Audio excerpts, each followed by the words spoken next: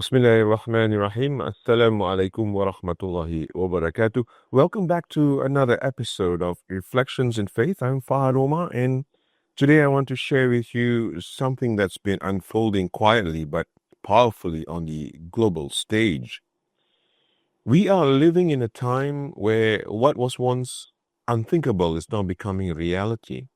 The dominance of the US dollar, which has been a backbone of global financial systems since World War II, is now being very much challenged. And not just by words or political rhetoric, but by real systems being built and implemented. Last week, the People's Bank of China announced something monumental.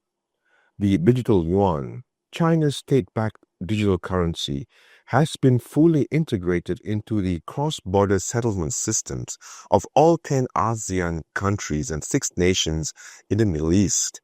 This means that over a third of the world's trade no longer needs to pass through the SWIFT network, which has long been under Western control, and more importantly, it no longer needs to be settled in US dollars. This isn't just a financial update. This is a shift in sovereignty. It's a response to years of economic sanctions, coercive trade policies, and the monopolization of settlement systems used as political tools. As I've reflected upon this podcast in conversations with you over the time, when wealth becomes a tool for domination, it inevitably crumbles, and this is where I like to connect the dots to our deen, our faith. In the Quran, Allah subhanahu wa ta'ala reminds us in Surah Al-Baqarah, verse 188, "And do not consume one another's wealth unjustly or send it in bribery to rulers in order that you might sinfully consume a portion of the wealth of others, while you know it is unlawful." When financial systems are built not on justice but on power imbalance, on extracting value from the weak to benefit the powerful, then they are bound to be replaced. This is a universal law, a sunnatullah, and what we are witnessing today is that replacement in motion. China's move isn't just economic strategy, it's a bold statement that sovereignty matters, that the ability to trade and grow without political interference matters.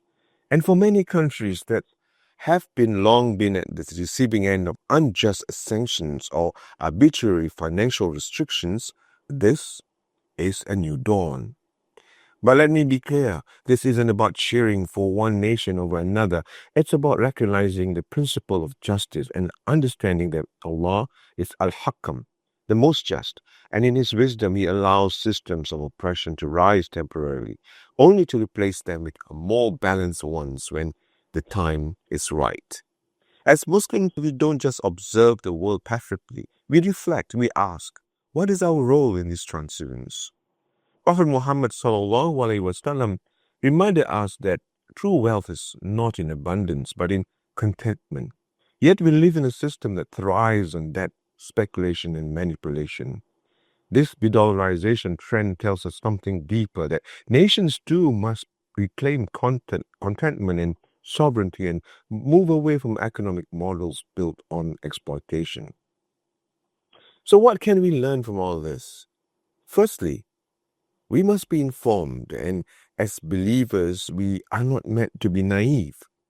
Prophet Muhammad ﷺ said, "A believer is not sprung from the same hole twice." If we see how financial power has been weaponized before, we should prepare our communities to be resilient. Secondly, we must build alternatives rooted in Islamic principles. Whether it's local economies, halal finance models, or ethical trade systems. De-dollarization is a macro example of a return to sovereignty. On a micro level, we must do the same in our homes, our communities, and in our transactions. And lastly, we must place our trust not in currencies, not in systems, not in empires, but only in Allah.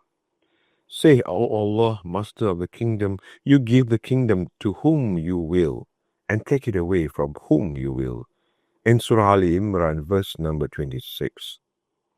Now, this world will continue to shift. Powers will rise and fall.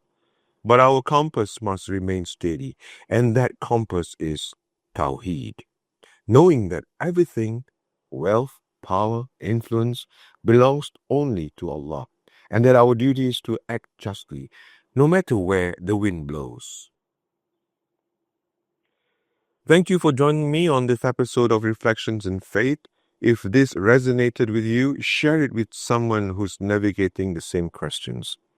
And I will leave with you the article on my Substack and the bottom link at the bottom below. And until the next time, keep your heart firm, your intentions pure, and your eyes open to the signs all around us. Wabillahi tawfiq wal hidayah. Wassalamu alaikum wa rahmatullahi wa barakatuh.